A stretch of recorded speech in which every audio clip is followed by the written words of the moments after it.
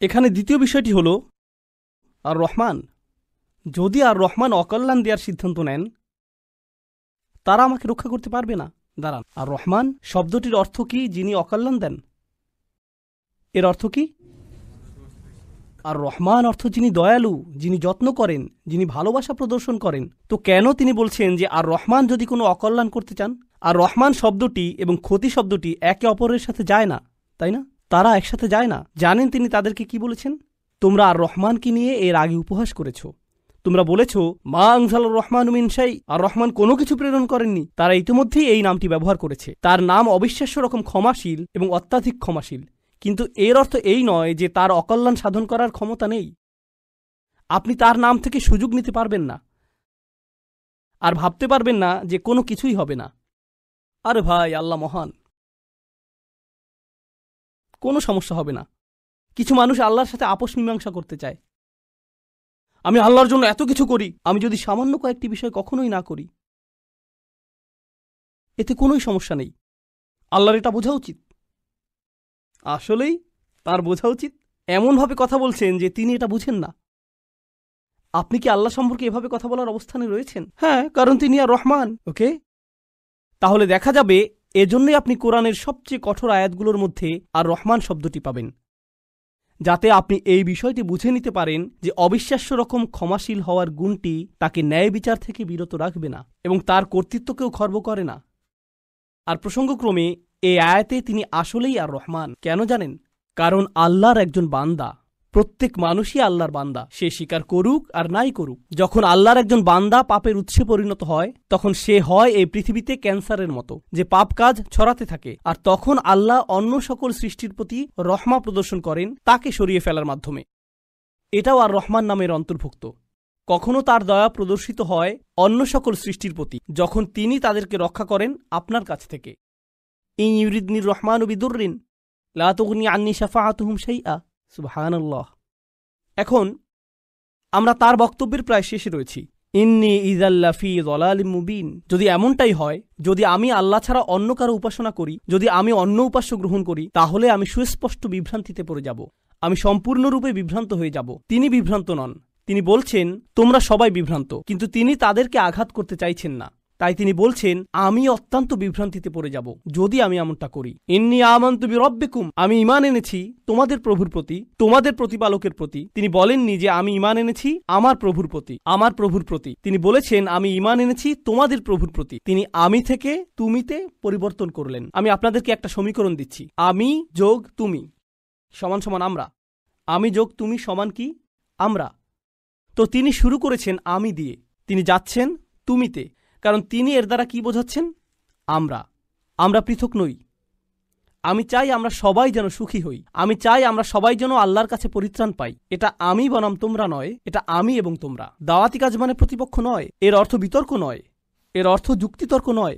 আমরা এটাকে এগুলোতে পরিণত করেছি। আমি একটি দাওয়াতি প্রোগ্রাম করতে চাই যেখানে আমি খ্রিস্টানদের সাথে বিতর্ক করব। আপনার কোথাও ভুল হচ্ছে। এটা এভাবে কাজ করে না। এর জন্য একটা নির্ধারিত অবস্থান রয়েছে, তবে এটাকে দাওয়াতি কাজ বলে না, এটাকে বলে জিদাল। এর জন্য কোরআনের ভিন্ন শব্দ রয়েছে, আর সেটা হলো সর্বশেষ পন্থা। আমরা শুরুতেই এটা করব না, কখনোই করব না। তো এখন তিনি বলছেন ইন্নী আমানতু বিরব্বিকুম। আমি তোমাদের সকলের প্রভুর প্রতি ঈমান এনেছি, তোমাদের সকলের প্রভুর প্রতি ঈমান এনেছি। ফাসমাউন, আমার কথা শোনো, আমার কথা শোনো। তিনজন রাসূল কথা বলেছেন, আর তিনি বলছেন আমার কথা শোনো। আমি যা বলছি তা শুধু শোনো। কখনো কখনো আমি শিক্ষক হিসাবে এই বিষয়টা খেয়াল করি। আমি আরবি শেখাই অথবা চেষ্টা করি। ধরুন ছাত্ররা সামনে বসে শিখছে, আর তখন একজন সহকারী আসলো, শিক্ষকের সহকারী একজন আসলো, আর ছাত্রদের কাঁধে হাত রেখে বলল মনোযোগ দিয়ে পড়ো। আমি কিন্তু মনোযোগ দিতে বলিনি। একজন সহকারী এসে বলল মনোযোগ দিয়ে পড়ো। এর কি কোনো প্রভাব রয়েছে? হ্যাঁ। এর কি ভিন্ন ধরনের প্রভাব রয়েছে? হ্যাঁ।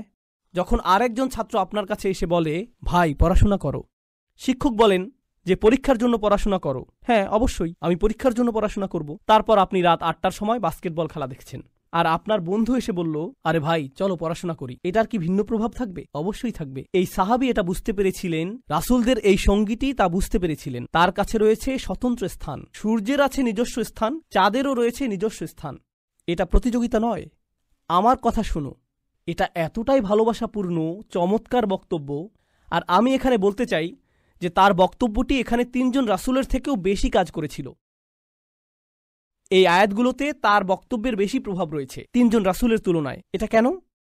এটা আমাদেরকে শিখানোর জন্য যে আল্লাহ যাকে চান তাকেই বিজয় প্রদান করেন। আল্লাহ তাকেই কবুল করবেন যার প্রতি তিনি রাজি হবেন। পার্থিব ফলাফল এবং পার্থিব পরিণাম আল্লাহর কাছে অর্থবহ নয়, বরং প্রচেষ্টাই আল্লাহর কাছে অর্থবহ।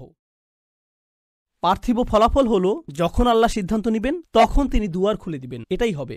পরের আয়াতটি বলছে কিলা দুখুলিল জান্নাহ। বক্তব্যের অংশটি প্রায় শেষ। কিলা দুখুলিল জান্নাহ, জান্নাতে প্রবেশ করো। দাঁড়ান, তিনি তো তার লোকদের সাথে কথা বলছিলেন, এখন বলা হচ্ছে জান্নাতে প্রবেশ করো।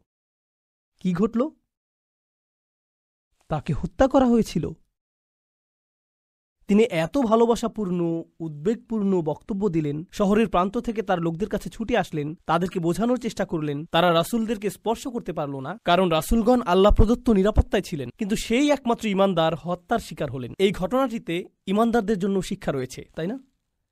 এখন সামান্য কয়েকজন ঈমানদার যারা রাসূল সাল্লাল্লাহু আলাইহি সাল্লামের উপর ঈমান এনেছিলেন, তাদেরকে মানসিকভাবে প্রস্তুত করা হলো এর জন্য তোমরাও হত্যার শিকার হতে পারো। ইয়াসির, সুমাইয়া, বিলালও মৃতপ্রায় হয়ে গিয়েছিলেন রাদিয়াল্লাহু আনহুম। আপনি হত্যার শিকার হতে পারেন শুধু এটা বলার কারণে, শুধু আল্লাহ সম্পর্কে কথা বলার কারণে। তো তিনি জান্নাতে প্রবেশ করলেন এজন্য না যে তাকে স্থানান্তরিত করা হয়েছিল, বরং তাকে হত্যা করা হয়েছিল। আর প্রসঙ্গক্রমে তারা কিভাবে রাসূলদের হত্যা করার সিদ্ধান্ত নিয়েছিল? পাথর নিক্ষেপ করে এবং আমৃত্যু নির্যাতন করার মাধ্যমে। মনে আছে এটা? তাই তিনি সহজ কোনো মৃত্যুর শিকার হননি।